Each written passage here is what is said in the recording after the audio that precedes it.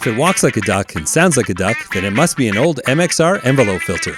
If you want to hear me quack about this old pedal, then join me for this episode of I Don't Have a Band, right now.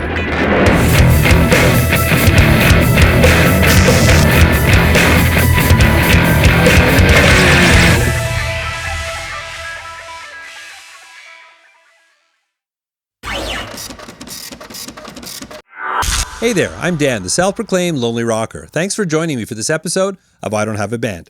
In recent episodes, I've been rummaging through my storage and pulling at old gems, gear that I haven't used in a while, re-reviewing it and seeing if it's something I'd buy all over again. So I was in the process of making another one of those videos on this guy, the MXR Envelope Filter. But while I was writing the show, it occurred to me that I have no recollection as to when, where, or why I even bought this pedal because I almost never used it.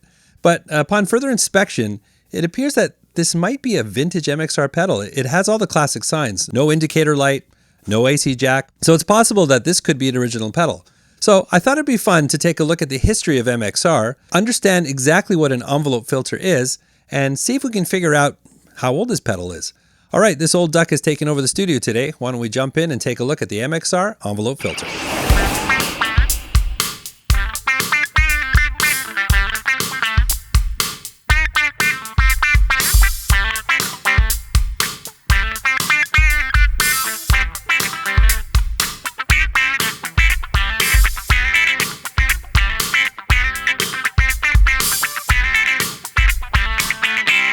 If you're familiar with the wah effect or the wah-wah pedal, the envelope filter is quite similar in the sense that there's a peak filter that's sort of adjusting a short range of frequencies and doing it really quickly to give you a very vocalized kind of wow effect. There's only two settings on the pedal, a threshold and an attack, and I'll explain that in a second. But I've got a wah pedal here on my board, which I'll demonstrate.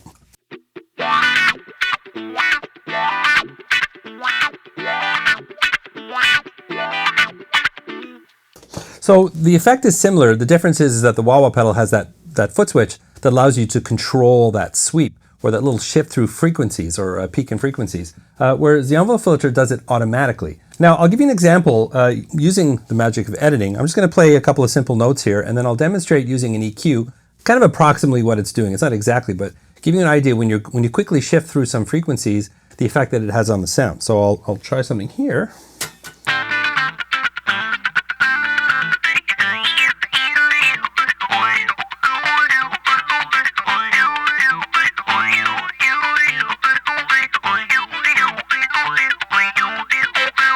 So you kind of get an idea that quick little change and sweep through those frequencies is creating that sort of vocal effect. So with the envelope filter itself, like I said, there's two settings. There's a threshold and an attack, and it's actually pretty simple. The pedal is responsive to your playing. There's a certain feel that you need to get. It's almost a staccato style where you're sort of stop-starts, really short notes, muting a little bit, releasing some notes. It's a feeling you get when you're playing with the pedal.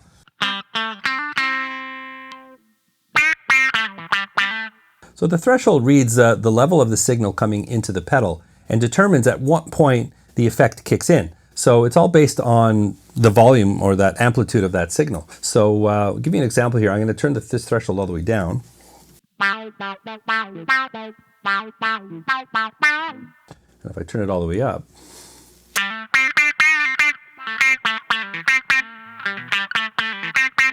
so when it's all the way up, there's virtually no restrictions, and you don't really get that sense of that sweep. Around 12 o'clock, it's sort of in the middle there.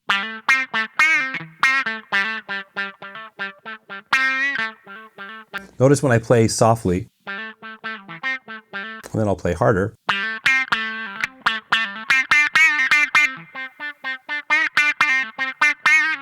So really the threshold just controls at what level that effect kicks in. So the other setting is the attack, and the attack is how quickly the effect kicks in. So you can slow it down so it doesn't kick in right away, or it kicks in immediately. If I put the attack all the way up, so it's virtually instantaneous,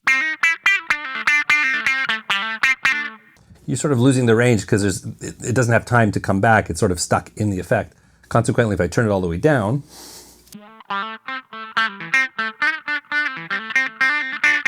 it's almost not kicking in at all because it's so slow to kick in, and the level's trying to get up to the threshold, but then it's losing level, so it's not actually tripping the effect. So I found somewhere around 10 o'clock for the threshold, and just a little past noon for the attack. And this really all depends on the level coming out of your guitar.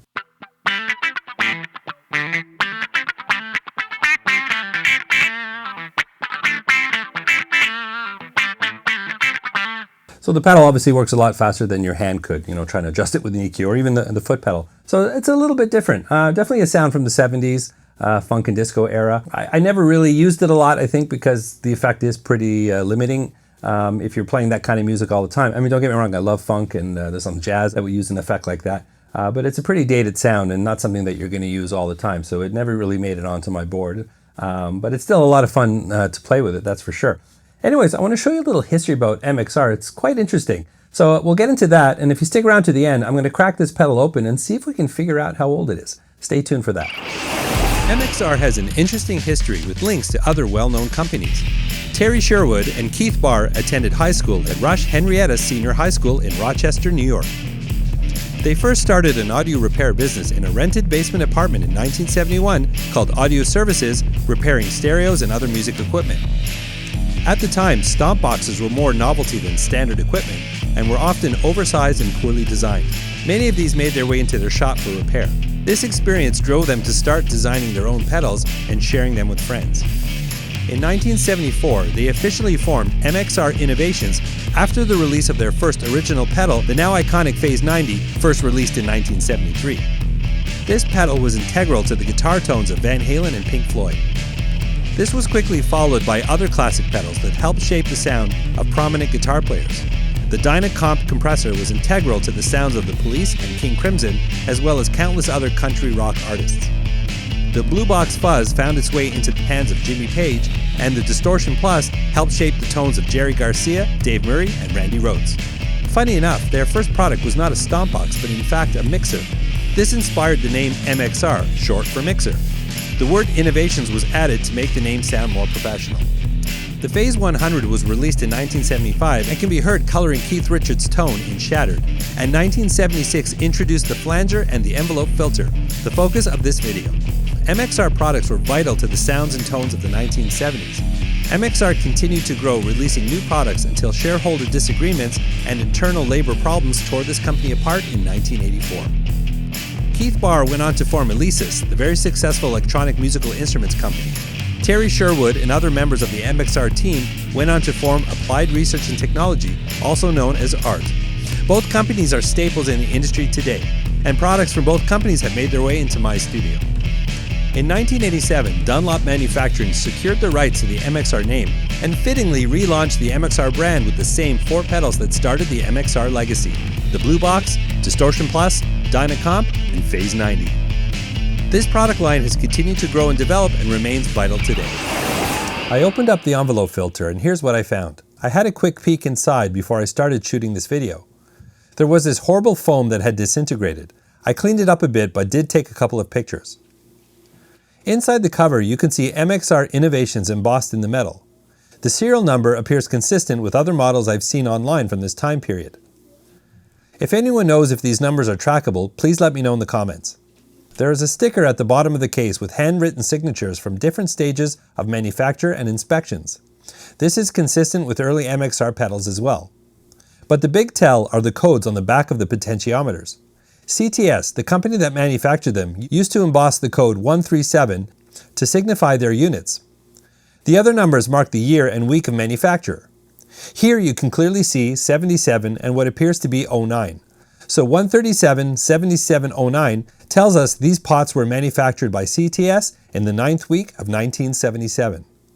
I think I can safely say this is in fact an early MXR pedal made sometime between 1977 and 1978. Nice find! Well, what a fun little discovery right here in my house. I looked around online to see if I get a sense of the value of this pedal, and I saw some listings ranging between $400 and $600. Perhaps a little too rich for my blood, but if you're a collector, I completely understand. I've been very familiar with the MXR brand without a doubt, but I didn't realize how deeply rooted they were in the history of tone in the 1970s. It makes you wonder what the company would have been like had they evolved on their own. But I will say Dunlop has done a great job keeping the spirit of MXR alive. I hope you found this interesting and entertaining. I'd be curious to hear your thoughts. Perhaps you own a vintage MXR pedal yourself. I certainly would love to hear from you. If you're new to the channel, I hope I've earned a subscribe. I've got a lot of great content on my channel, a lot of it revolving around my home studio here. I've got recording tips, gear and software reviews. I have different stories. So perhaps just hit that subscribe button and come along for the ride. If you really want to support this channel, I am on Patreon. All of my links are in the description below. And above all else, I hope I'll see you again in another video. As always, if you have any questions, let me know in the comments. And please like, subscribe, and ring that bell to stay up to date. Remember, you don't need a band to rock and roll. There are a lot of great musical projects you can do by yourself, right from your own home. I hope to see you again next time.